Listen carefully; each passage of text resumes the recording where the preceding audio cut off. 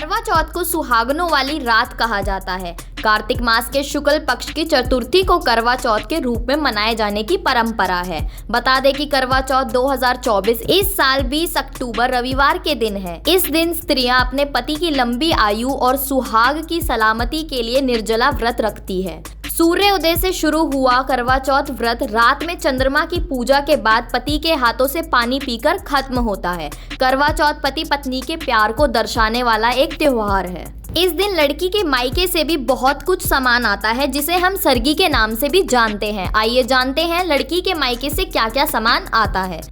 करवा चौथ में लड़की के घर से आने वाला सामान। करवा चौथ पर सरगी का बहुत महत्व होता है, जो सास अपनी बहू को देती है, जिसमें फल, मट्ठी, मिठाई, सूखे मेवे जैसे और भी कई खाने की चीजें होती हैं। और सूर्योदय से पहले सास बहू साथ मिलकर सरगी खाते हैं। लेकिन बात करें मायके से आने वाली सरगी की, तो बहुत कम लोग जानते होंगे कि क्या क्या मायके से सरगी में आता है और क्या कुछ आना जरूरी होता है। कहा जाता है कि इस सरगी का काफी महत्व होता है। सरगी में लड़की की माँ उसके ससुराल में साड़ी, सुहाग का सामान जैसे कि चूड़ियाँ, बिंदी, मेहंदी जैसे और भी तमाम चीजें जैसे मेकअप का सामान और पायल बिछियाँ तो भेजती ही है। साथ में मेवे, फल, मिठाइयाँ, कपड़े और बर्तन, करवा चौथ के लिए पूजा की थाल, कलश, छलनी, चावल और दिया जैसा सामान भी भिजवाया जाता है।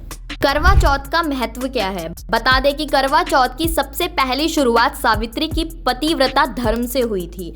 चंद्रमा को अर्घ देकर ही व्रत खोलते हैं। मान्यता है कि देवी पार्वती ने भी ये व्रत किया था। वहीं दूसरी मान्यता है कि करवा चौथ व्रत महाभारत काल में द्रौपदी ने भी किया था, और जब पांडवों पर संकट के बादल मंडराए थे तो श्री कृष्ण के कहे अनुसार द्रौपदी ने करवा चौथ का व्रत का पूजन भी किया था, जिसके प्रभाव से पांडवों पर आई विपदा टल गई थी। तभी से मान्यता है कि जो सुहागिन स्त्री इस दिन अन्न जल का त्याग कर व्रत रखती है, उसके सुहाग पर कभी कोई आंच नहीं आती है।